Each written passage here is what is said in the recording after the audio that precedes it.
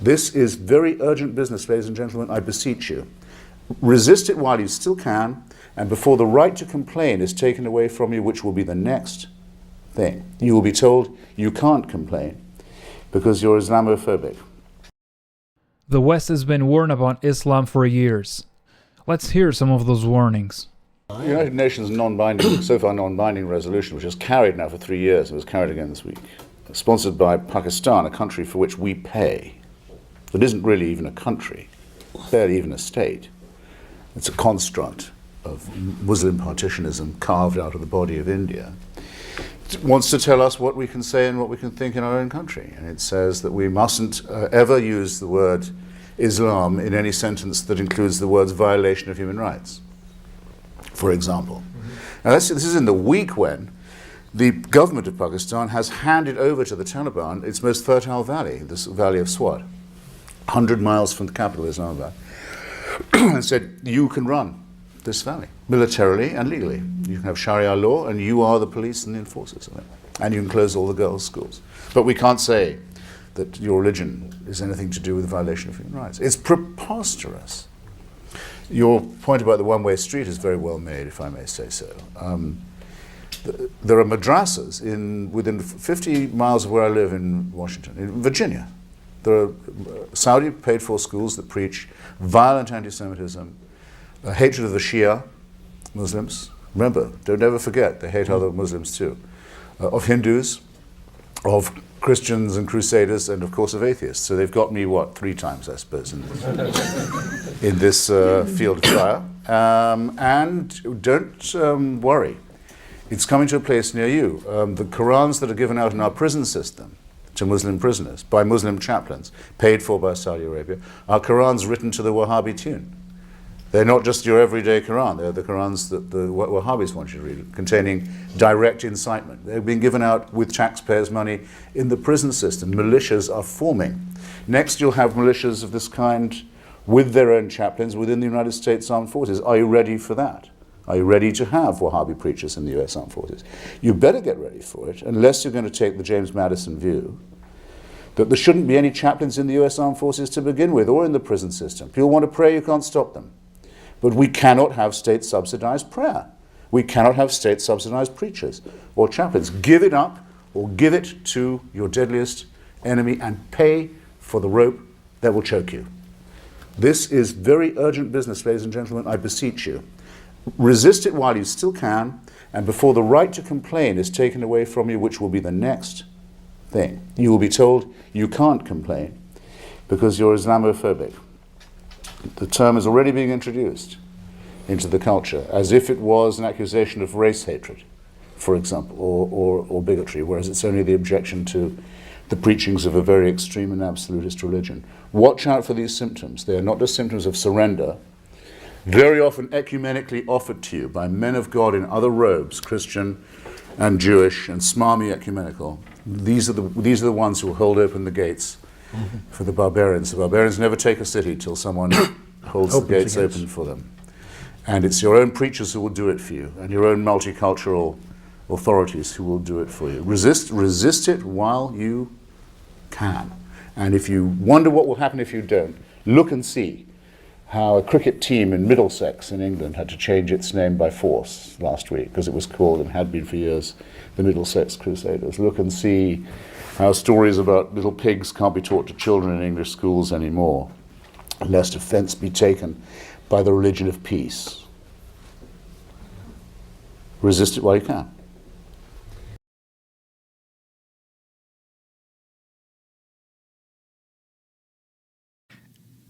So Golda Meir, who was the 4th or 5th Prime Minister of Israel from, I think, 1969 to 1974, has 2 quotes, which I'm going to paraphrase. I don't have the exact quote. She said, if the Jews put down their arms, there'll be a genocide. If the Palestinians put down their arms, there'll be peace. So just remember that for a second. Mm-hmm.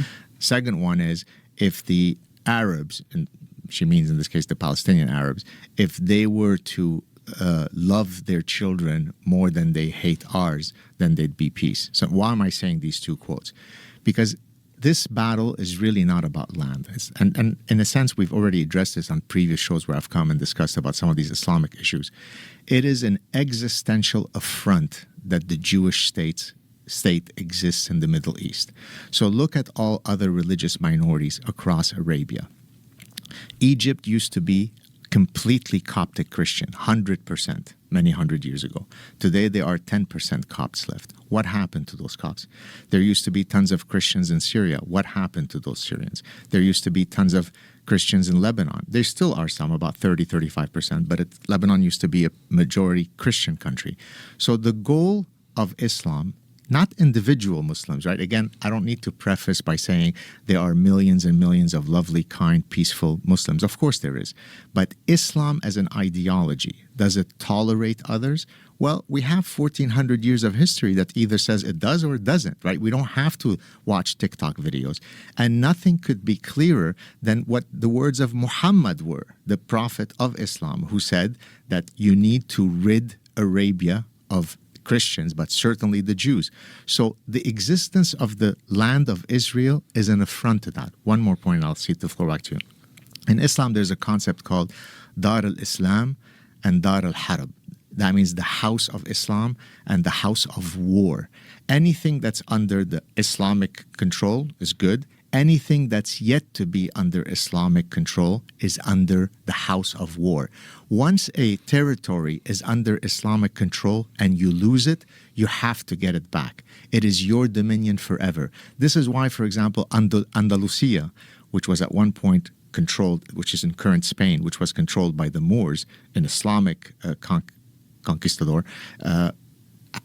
a lot of jihadists will say, inshallah, we have to reconquer Andalusia. It is our land, because once it's under... So Israel existentially cannot exist. So why am I saying all this? You can't have peace if you have the other side that truly never wants for you to exist. That's the bottom line. If you can change people's heart where they say, look, I get a piece of land, you get another piece, let's build an incredible, vibrant co-society together, you'd have peace. But if you're taught from straight out of the womb that the Jews is the reason for every calamity in the world, you're not going to have peace. But don't you think that there are Jews and there are Israelis that treat Palestinians as if they're less?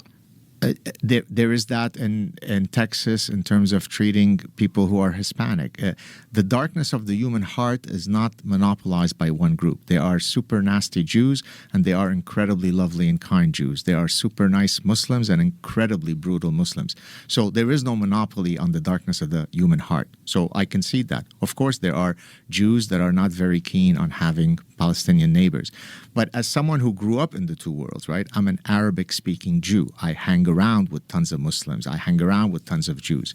Have I ever heard somebody in my Jewish family say, oh God, I can't wait for us to eradicate the 1.52 billion Muslims in the world? I've never heard that.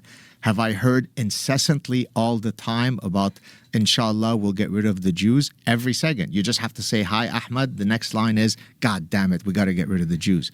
Now, it's become a lot. Is it really that common where you are?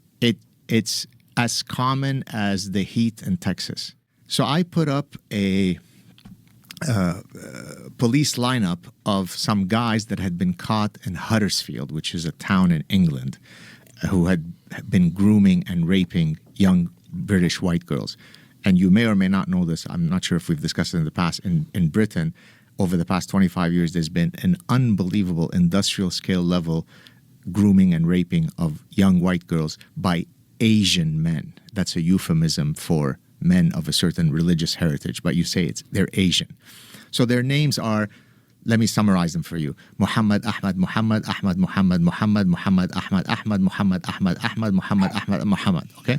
So I put those up and I sarcastically said, I don't have a big enough brain to do the big data analytics to understand what is the commonality across all those gentlemen. Could anybody help me?